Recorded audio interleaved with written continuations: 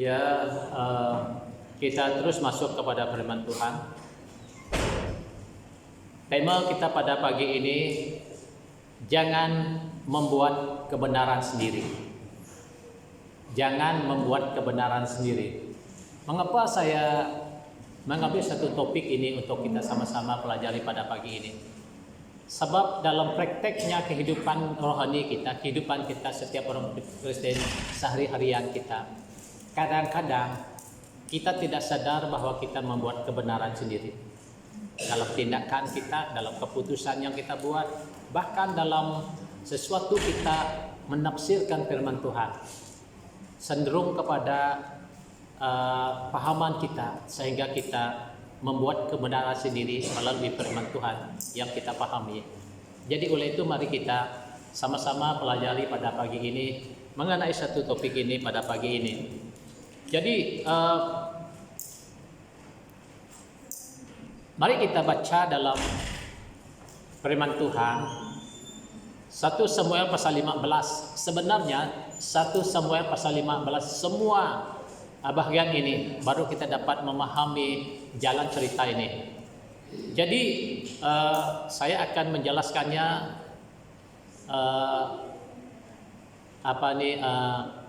ayat demi ayat dan memberi maknanya kepada kita.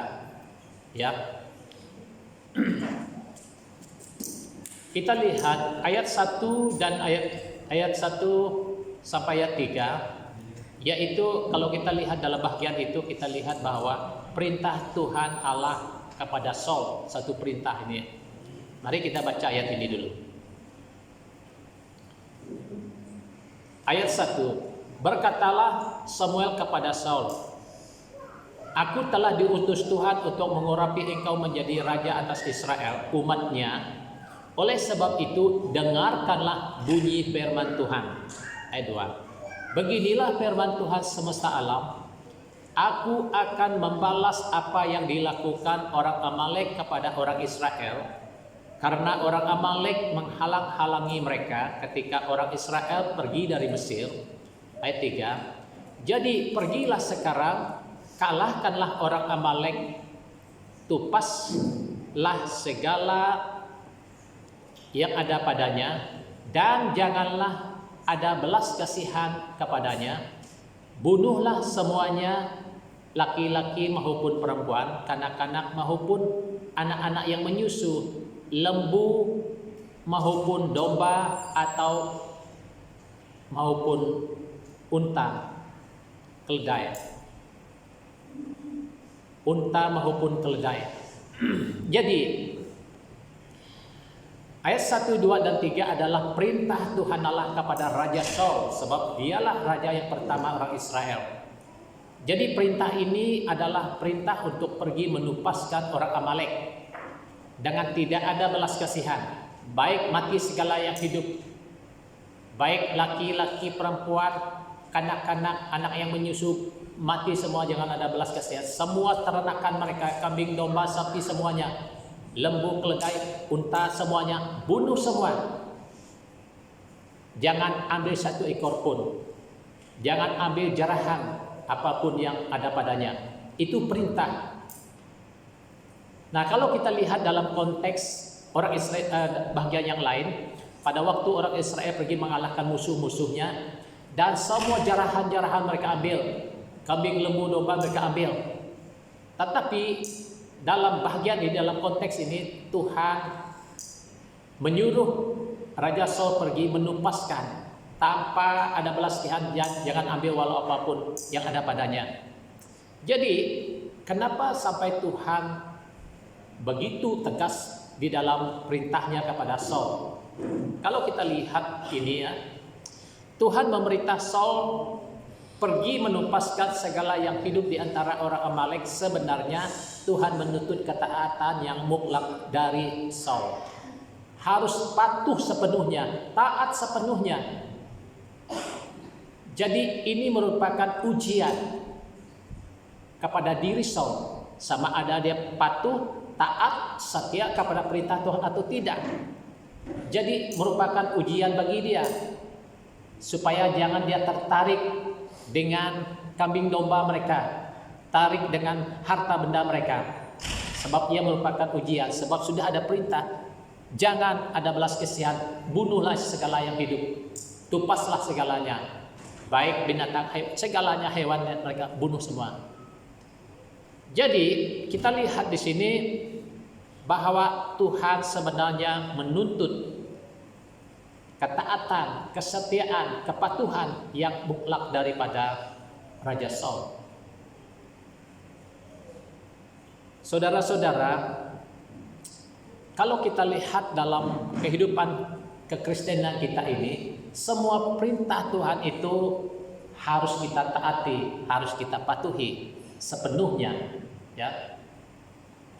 Nah, kalau kita lihat juga dalam beberapa ayat yang lain, Kejadian pasal 6 ayat 22, lalu Nuh melakukan semuanya itu tepat seperti yang diperintahkan Allah kepadanya, demikianlah dilakukannya. Ini Nuh, apabila Tuhan Allah memerintahkan Nuh untuk membuat satu bentera yang besar, dan Nuh melakukannya dengan tidak membantah-bantah, tidak banyak bercakap apa-apa. Kalau kita lihat pasal 7 ayat 5 juga, lalu Nuh melakukan segala yang diperintahkan Tuhan kepadanya, dia lakukan. Kalaulah ini diperintahkan kepada kita, kita akan menjawab, berdialog dengan Tuhan. Tuhan, mengapa pula aku membuat bentera ini? Bukankah saya seorang, berapa 2-3 orang anak saya? Mana kami mampu buat satu bentera yang terlalu besar? Mana kami ambil kayunya? Mana kami buat ini? Sudah tentu kita banyak persoalan, banyak pertanyaan. Tetapi Nuh tidak. Dia patuh saja, dia ikut saja apa yang diperintahkan Tuhan. Jadi inilah yang sebenarnya yang Tuhan mau kepada Raja Saul. Patuh sepenuhnya, taat sepenuhnya, lakukan apa yang diperintahkan Tuhan. Sebenarnya itu yang Tuhan maukan, yang dilakukan oleh Raja Saul sebenarnya. Bukan juga Nuh ataupun Raja Saul dan orang-orang lain, tetapi semua kita sebagai orang percaya seharusnya kita patuh, kita setia, kita taat, kita taati apa yang diperintahkan Tuhan. Nah, kalau kita lihat dalam bagian yang kita baca tadi, pertanyaannya ialah bagaimana dengan Saul? Apakah ia melakukan yang diperintahkan Tuhan kepadanya? Jadi pertanyaannya adalah kembali kepada ayat firman Tuhan tadi. Apakah Saul melakukan apa yang diperintahkan Tuhan kepadanya? Nah, mari kita lihat lagi. Saul tidak melaksanakan perintah Tuhan dengan sepenuhnya. Sayangnya, dia tidak melakukannya. Nah, mari kita baca ayat ini. Ayat 4 dan ayat 5 yang berbunyi demikian. Lalu Saul memanggil rakyat berkumpul dan memeriksa barisan mereka di Telaim. Ada 200.000 orang pasukan berjalan kaki dan 10.000 orang Yahuda. Setelah Saul sampai ke kota orang Amalek, disuruhnyalah orang-orang menghadang di lembah. Ayat 7, dan lupa ayat 7. Lalu Saul memukul kalah orang Amalek, mulai dari Hawilah sampai ke Shur yang di sebelah timur Mesir. Ayat 8. Agar raja orang Amalek ditangkapnya hidup-hidup, tetapi segenap rakyatnya ditumpasnya dengan mata pedang. Sambung 9. Tetapi Saul dan rakyat itu menyelamatkan Agag dan kambing domba dan lembu-lembu yang terbaik dan tambun, pula anak domba dan segala yang berharga. Tidak mau mereka menumpas semuanya itu, tetapi segala hewan yang tidak berharga, yang buruk, itulah yang ditumpas mereka. Saudara-saudara, sekarang kita lihat Raja Saul sebagai pemimpin, sebagai raja yang memimpin umat Israel pergi berperang. Dialah yang menerima perintah Tuhan, bukan rakyat. Dia yang menerima perintah Tuhan. Dialah yang memimpin umat Israel pergi melawan musuh, yaitu orang Amalek. Tetapi dia pergi dengan pesan Tuhan yang dia terima, yaitu tumpaslah segala yang hidup, bunuhlah segala yang hidup, segala hewan mereka dan sebagainya semuanya. Jangan ada belas kasihan. Nah, dia pergi dengan firman Tuhan. Sebagai raja yang menerima firman Tuhan, dia memimpin umatnya pergi berperang melawan orang Amalek. Dan benar dia pergi melangkah, dia mengalahkan orang Amalek. Tetapi apa yang dilakukan Saul, dia telah melanggar perintah Tuhan. Dia tidak taat kepada perintah Tuhan, yaitu raja orang Amalek dia biarkan hidup-hidup. Dan yang seterusnya, yaitu kambing domba dan tambun-tambun yang terbaik, dan tambun pula anak domba dan segala yang berharga, tidak mau mereka tumpas semuanya itu. Jadi dia tidak mau, dia ambil. Tetapi segala hewan yang tidak berharga, yang buruk, itulah yang ditumpas mereka. Sekarang kita lihat bahwa Saul telah melanggar perintah Tuhan, tidak melakukan perintah Tuhan. Ya, kalau kita lihat Saul memang melakukan perintah Tuhan, tetapi tidak dengan sepenuhnya. Saul memang melakukan perintah Tuhan, tetapi tidak sepenuhnya. Kadang-kadang saudara, banyak inilah yang harus kita renungkan pada hari ini. Kadang-kadang kita ini merasakan kita melakukan perintah Tuhan. Kita merasakan kita sudah taat. Kita merasakan kita telah ikut perintah Tuhan. Akan tetapi kadang-kadang kita tidak sepenuhnya mengikuti perintah Tuhan. Jadi kita lihat di sini Raja Saul ini memang dia pergi, memang dia melawan orang Amalek, memang dia bunuh orang Amalek, tetapi tidak sepenuhnya. Dia masih melanggar perintah Tuhan karena dia membiarkan hidup Raja Amalek. Dia masih melanggarkan perintah Tuhan karena dia ambil kambing domba, hewan-hewan yang terbaik dia ambil. Yang buruk, yang jahat saja yang dibunuhnya. Dan ini adalah dia telah melanggar perintah Tuhan. Saudara-saudara, mari kita merenungkan firman Tuhan pada hari ini, bahwa apapun yang diperintah Tuhan, kita harus belajar untuk menaatinya. Apa adanya firman Tuhan itu kita taati, kita ikuti. Jangan sebagian saja kita ikut dan yang lain juga kurang kita ambil perhatian dalam firman Tuhan.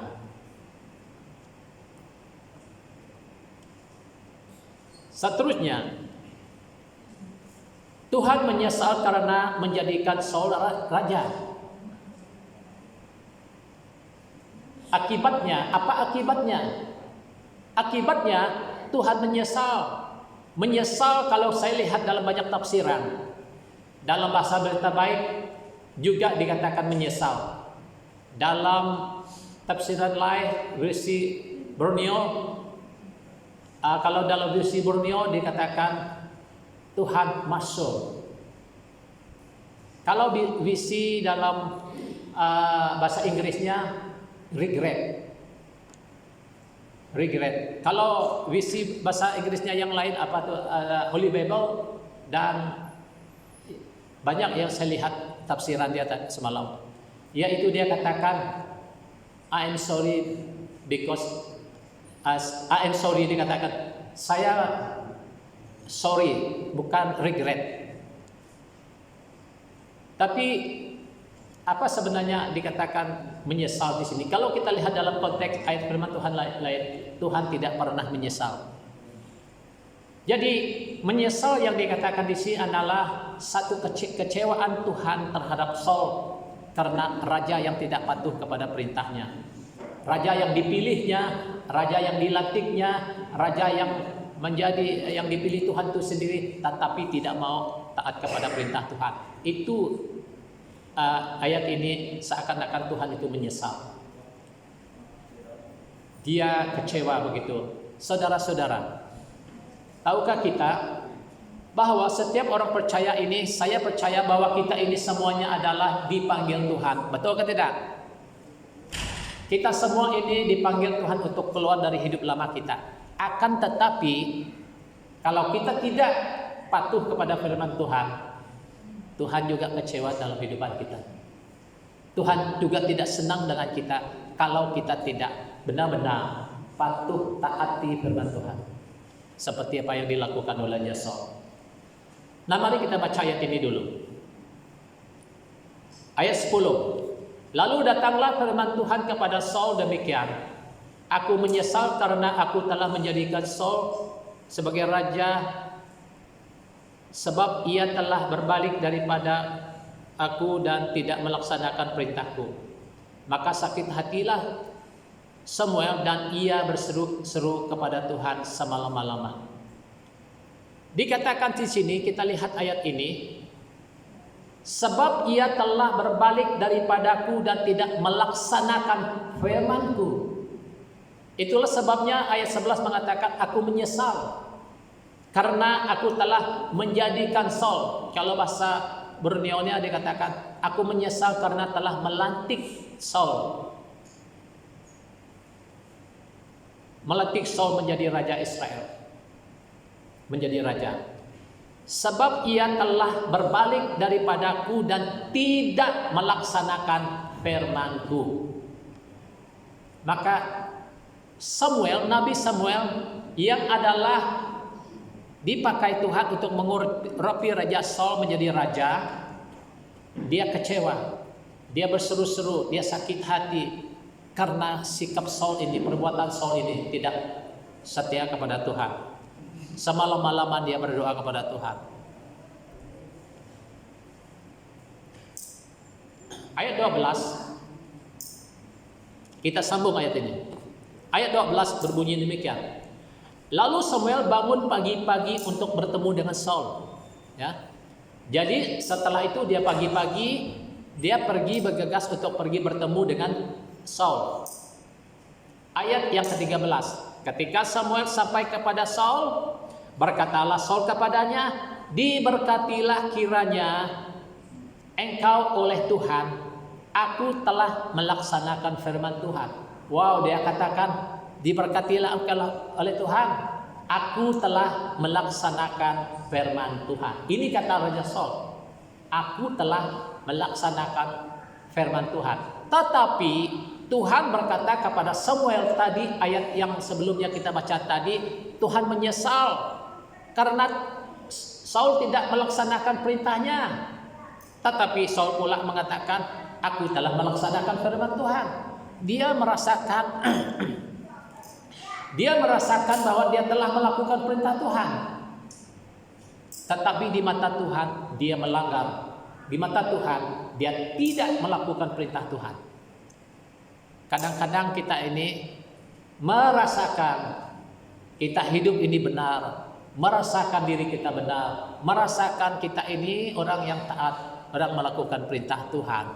Tetapi dari segi penilaian Tuhan belum tentu.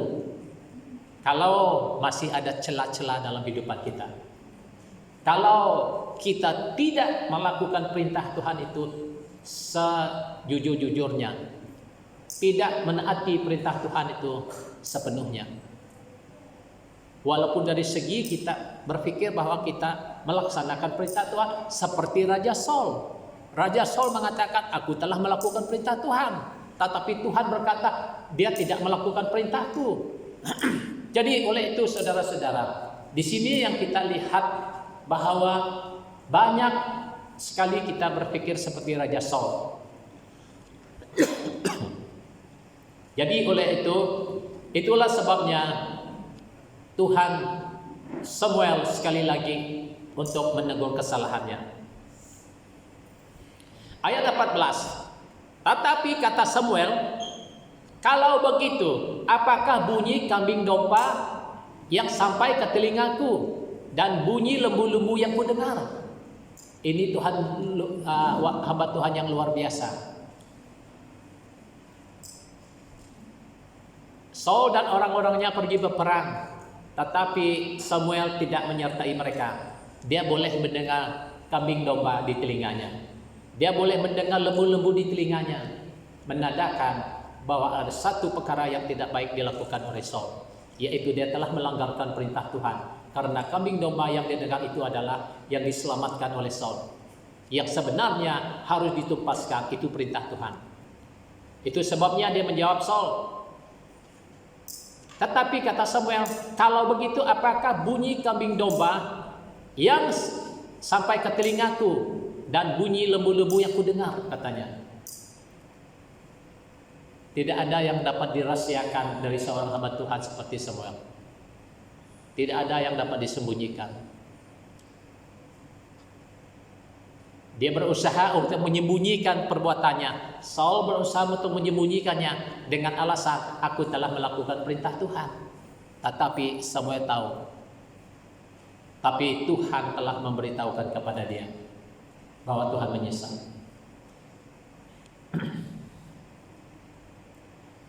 Jadi sekarang kita lihat apa respon Saul apabila dia mendengar jawaban daripada Samuel. Jadi Saul membenarkan perbuatannya. Sekarang dia membenarkan perbuatannya. Apa bunyinya begini? Ayat 15.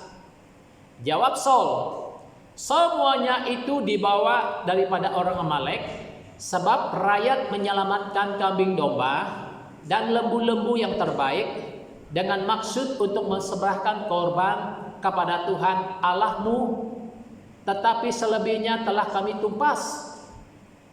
Jadi maksud daripada Saul ini tadi, dia mengambil kambing domba itu dengan maksud untuk dipersembahkan kepada Tuhan. Jadi dia pikir dia mempersembahkan kambing domba itu untuk menyenangkan hati Tuhan. Padahal itu yang menyakitkan hati Tuhan karena dia melanggar perintah Tuhan.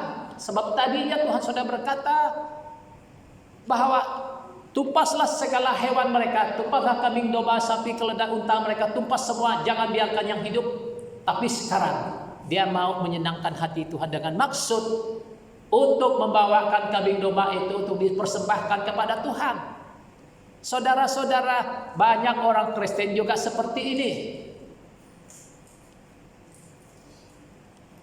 Kadang-kadang ada orang berpikir begini, untuk menyenangkan hati Tuhan. Sebab kehidupan orang Kristen yang di luar sana, ada yang mendapat keuntungan yang tidak sah, yang haram. Contohnya main judi, contohnya sambung ayam, contohnya hal-hal yang tipu menipu. Lalu datang ke gereja seakan-akan untuk melunak hati Tuhan, lalu memberi persembahan, lalu memberi persepuluhan, lalu membantu orang-orang miskin, lalu membantu orang di sana sini dengan harapan persembahan-persembahan itu menyenangkan hati Tuhan. Tidak, saudara. Selagi dari dasar engkau ambil uang itu, jika salah yang engkau lakukan, persembahan apa yang kamu buat tidak akan menyenangkan hati Tuhan. Jadi perbuatan Saul seakan-akan mau menyenangkan hati Tuhan. Sedangkan sudah jelas perintah diberikan. Bunuhlah segala yang hidup, bunuhlah segala hewannya, kambing, domba, keledai, unta, dan sebagainya. Tetapi dia ambil dengan maksud untuk mempersembahkan kepada Tuhan, untuk menyenangkan hati Tuhan. Jadi saudara-saudara, selagi kita memberi persembahan, kalau dari hasil yang tidak baik, hasil penipuan, hasil judi, hasil hal-hal yang tidak baik, lalu datang dengan memberinya, dengan berpikir bahwa persembahan itu akan menyenangkan hati Tuhan, bahwa persembahan itu memberi kepada orang-orang yang susah, membantu orang yang miskin, memberi persembahan, tolong ini, tolong itu. Haraplah supaya Tuhan senang hati. Tidak, saudara. Tuhan tidak boleh disuap. Tuhan tidak boleh senang hati dengan kejahatan. Jadi inilah peringatan bagi kita, supaya kita jangan seperti yang dilakukan oleh Raja Israel ini. Saudara-saudara, mari kita merenungkan ini supaya kita hati-hati di dalam apa yang kita lakukan.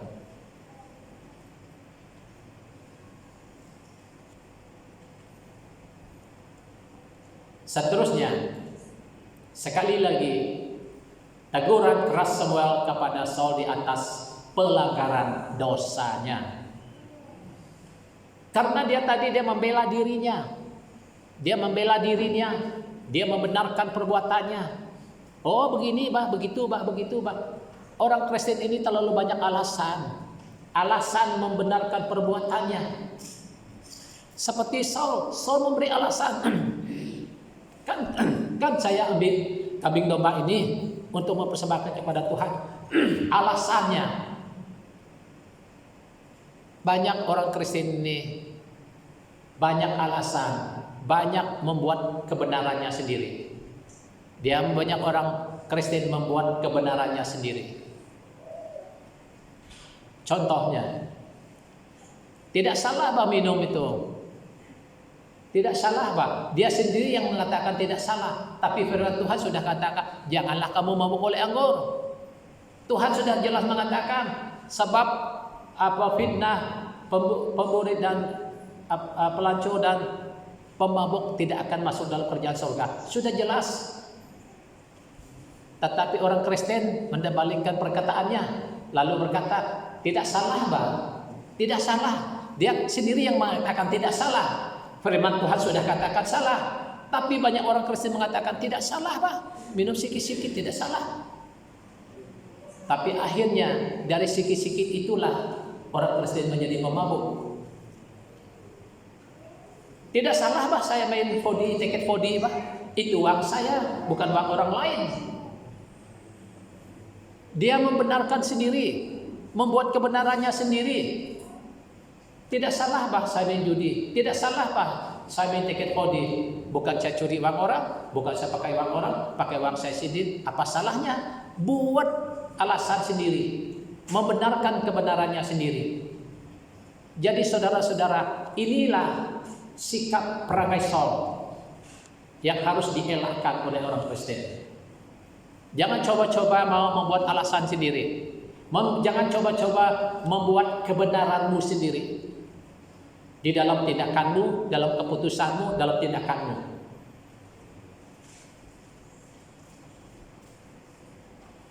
Jadi semua kesalahan itu tidak semuanya tidak salah. Pergi pun tidak salah. Kan kita pergi enjoy, mana ada salahnya. Semuanya jadi betul. Yang salah semuanya jadi betul karena alasan-alasannya sendiri. Dia membuat kebenarannya sendiri. Jadi inilah sikap ini, perbuatan Saul ini ditegur keras oleh Samuel. Mari kita baca. Ayat 18 hingga 19. Tuhan telah menyuruh engkau pergi dengan pesan. Dengar ayat ini. Tuhan telah menyuruh engkau pergi dengan pesan. Pergilah, tumpaslah orang-orang berdosa itu, yakni orang Amalek. Berperanglah melawan mereka sampai engkau membinasakan mereka. Mengapa engkau tidak mendengarkan suara Tuhan? Mengapa engkau mengambil jarahan yang melakukan apa yang jahat di mata Tuhan? Ini teguran Nabi Samuel kepada Saul. Tuhan telah memberi pesan kepadamu, tumpaslah orang berdosa itu, jangan ada belas kasihan. Katanya, mengapa engkau tidak mendengar suara Tuhan? Mengapa engkau tidak mendengarkan suara Tuhan? Mengapa engkau mengambil jarahan dan melakukan apa yang jahat di mata Tuhan?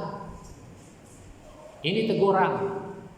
Teguran ini sebenarnya membuat Raja Saul berpikir.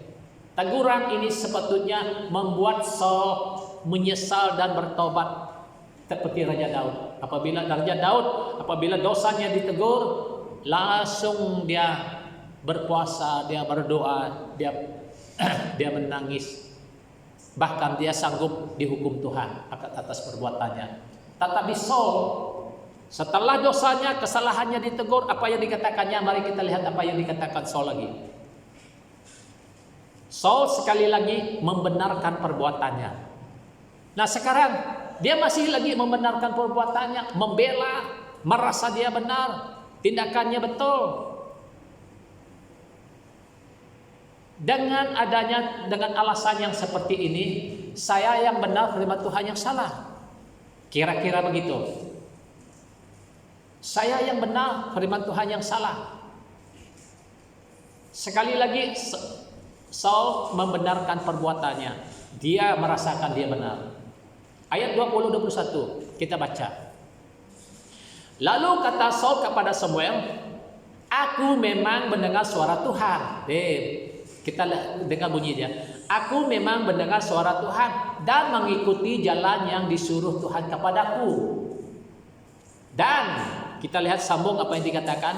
Dan aku membawa Agag, raja orang Amalek, tetapi orang Amalek itu sendiri telah kutumpas. Tetapi rakyat mengambil jarahan itu, kambing domba dan lembu-lembu yang terbaik dari yang dikhususkan untuk ditumpaskan itu, untuk mempersembahkan korban kepada Tuhan Allahmu di Gilgal. Sekali lagi dia berkata demikian dengan alasan yang sama. Dia merasakan dia betul, tindakannya yang betul. Dia berpikir bahwa persembahan itu nanti akan menyenangkan hati Tuhan. Saudara-saudara, dia katakan, aku mendengar suara Tuhan, aku mengikuti perintah Tuhan, katanya, padahal dia melanggar perintah Tuhan. Bukankah semua, baik anak-anak yang perempuan, laki, baik anak-anak, anak yang muncul pun harus dibunuh habis. Tetapi masih dia membiarkan hidup Raja Agag, Raja Amalek. Bukankah itu melanggar perintah Tuhan? Dan kambing-kambing domba yang harus dihapuskan itu juga dia menyelamatkannya dengan maksud untuk mempersembahkan korban kepada Tuhan. Saudara-saudara, apapun yang kita buat, saudara, tidak salah kita bekerja keras melayani Tuhan. Tidak salah kita melakukan ini itu untuk Tuhan. Tidak salah kita mempersembahkan ini untuk Tuhan. Semuanya tidak salah. Tetapi jika hidup kita tidak benar di mata Tuhan, semua yang kita beri itu tidak berguna. Dengar baik. Tidak salah kita mempersembahkan sesuatu kepada Tuhan. Tidak salah kita terlibat dalam pelayanan Tuhan. Tidak salah kita melakukan apa saja aktiviti untuk melayani Tuhan. Tetapi jika hidup kita tidak benar di mata Tuhan, semua yang kita buat tidak akan berguna. Seperti Raja Saul. Karena kesalahannya, dosanya, dia tidak mau mendengar suara Tuhan. Persembahan apapun yang dia berikan tidak akan menyenangkan hati Tuhan.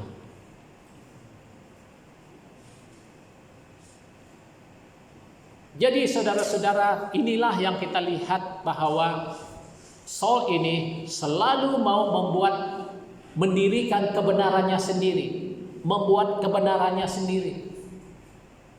Dalam kebenaran yang dia buat itu, dia yang benar, Tuhan yang salah. Tuhan yang memberi perintah yang salah, dia yang betul. Sebab maksudnya untuk mempersembahkan kepada Tuhan. Inilah sikap orang Kristen yang benar-benar tidak mau mendengar suara Tuhan, tidak mau taat kepada Tuhan.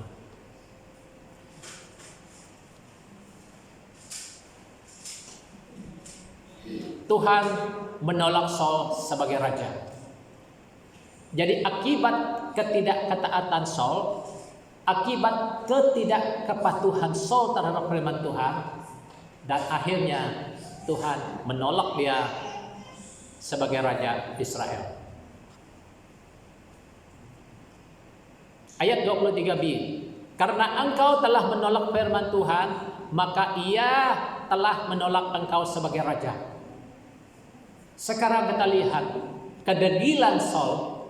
Dia telah ditegur oleh berapa kali, dia dinasihati oleh berapa kali, tetapi tetap juga merasakan dia benar. Tetap juga dia tidak merasakan dia bersalah. Dan akhirnya disitulah dia ditolak Tuhan. Saudara-saudara, kalau kesalahan kita ditegur, jangan terlalu mudah kecewa dengan nasihat. Mari kita mendudukkan diri di hadapan Tuhan.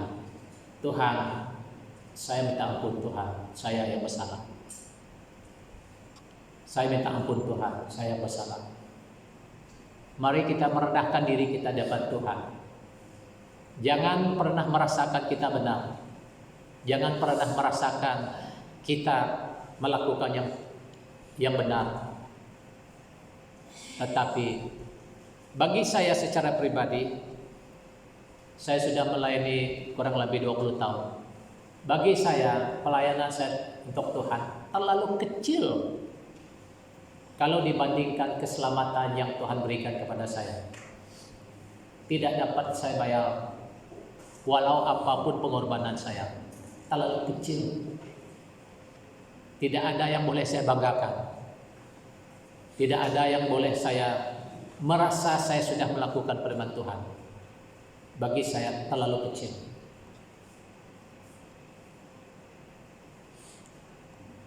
Mari kita belajar. Jangan kita seperti Saul yang selalu merasakan dia benar.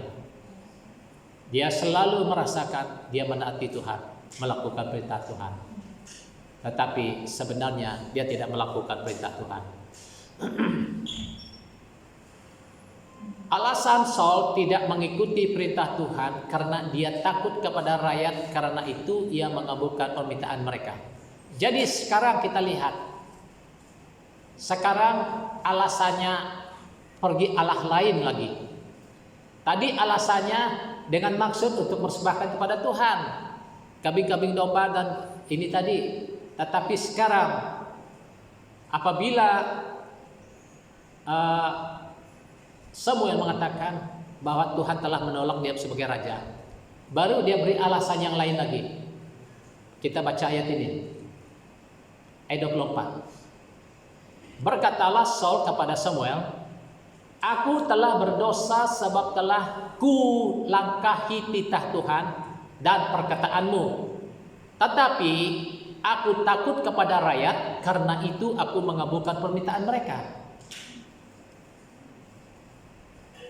Jadi di situ dia katakan, dia sadar bahwa dia melangkahi titah Tuhan, dia tidak melakukan perintah Tuhan.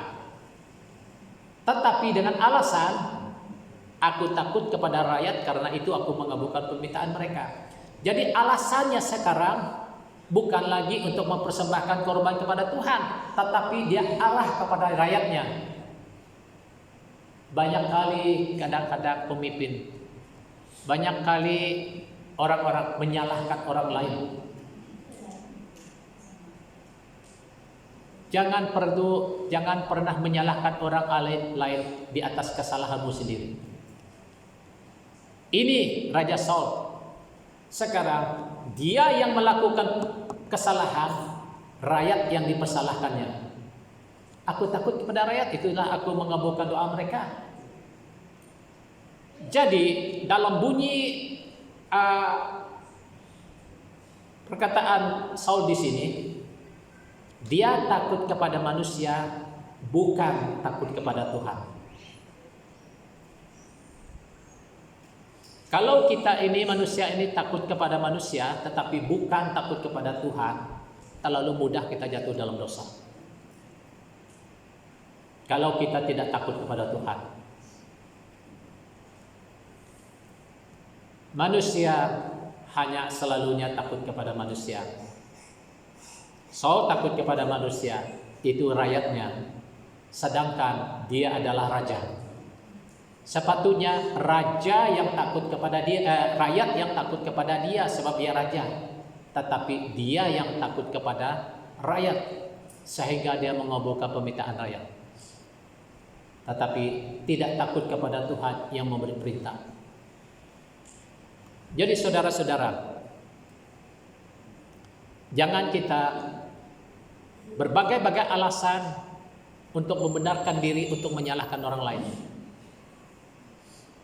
Jika sikap kita seperti ini, seperti Raja Saul ini, itu berarti tidak ada tanda-tanda pertobatan. Tidak ada tanda-tanda penyesalan.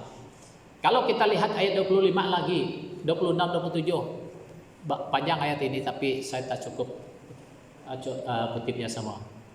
Ayat 25 juga dia mengatakan, ampunilah dan ampunilah kesalahan saya, katanya. Ampunilah kesalahan saya dan datanglah kepada saya. Pergi ke Gilgal, aku akan mempersembahkan korban kepada Tuhan di sana, katanya. Dia hanya mau minta ampun daripada semua. Dan ampunilah kesalahan saya, katanya. Ini bukan pertobatan, saudara. Pertobatan itu adalah apabila dosa kita ditegur, kita tunduk, kita menangis, kita datang di hadirat Tuhan, mengakui kesalahan kita seperti yang dilakukan oleh Raja Daud. Itu baru petanda bahwa dia sungguh-sungguh bertobat. Tapi Raja Saul ini tidak. Itu sebabnya dia ditolak sebagai raja. Jadi saudara-saudara, inilah yang kita lihat, raja yang tidak pernah menyesal akan kesalahannya. Galatia pasal 6 ayat 7. Jangan sesat. Allah tidak membiarkan dirinya dipermainkan, karena apa yang ditabur orang itu juga akan dituainya. Raja Saul menuai apa yang dia taburkan. Tuhan tidak pernah memandang bulu. Ada ayat Roma pasal berapa tadi ada? Tuhan tidak memandang bulu. Apa yang ditabur orang itu juga yang dituainya. Saudara-saudara, memang Tuhan itu adalah juru selamat kita. Memang Tuhan mati di kayu salib itu untuk menebus kita daripada dosa. Itu memang betul. Tetapi harus juga kita ingat, apa yang kita tabur di dunia ini itu juga yang kita tuai. Banyak orang bangga bahwa dia memiliki Yesus, tetapi hidupnya bukan untuk Kristus. Maka itu sebabnya apa yang kita tabur di dunia ini akan kita tuai kelak. Maksudnya apa yang kita buat di dunia ini, baik yang baik maupun yang jahat. Sebab tidak ada yang sembunyi di mata Tuhan. Tidak ada yang rahasia di mata Tuhan. Dalam hati kita pun dia tahu bagaimana cara kita berpikir, bagaimana cara tindakan perbuatan kita, bagaimana sikap hati kita. Tidak ada yang sembunyi di mata Tuhan. Maka itu saudara-saudara, Tuhan tidak mau dirinya dipermainkan. Jangan kita mau mempermainkan Tuhan dengan sikap kita, dengan tindakan kita, dengan perbuatan kita yang tidak memuliakan Tuhan. Dan akhirnya kita datang juga mencari Tuhan. Tetapi setelah itu kita kembali lagi melakukan hal-hal yang tidak baik. Inilah yang dimaksudkan kita sedang mempermainkan Tuhan. Apabila kita melakukan hal-hal yang demikian, kita akan menuai apa yang kita lakukan. Saudara-saudara, inilah hati saya tertarik untuk membawa kita menyelidiki Raja Saul pada hari ini. Dan banyak lagi bagaimana roh Tuhan keluar dari dia, bagaimana dia jatuh dalam peperangan, bagaimana dia pergi mencari dukun, mencari tenung, dan akhirnya itu dalam topik yang lain. Jadi saudara-saudara, ini cukup apa yang kita sampaikan pada hari ini, yaitu jangan membuat kebenaran sendiri seperti yang dilakukan oleh Raja Saul pada yang kita selidiki pada hari ini. Kiranya Tuhan Yesus memberkati kita semua.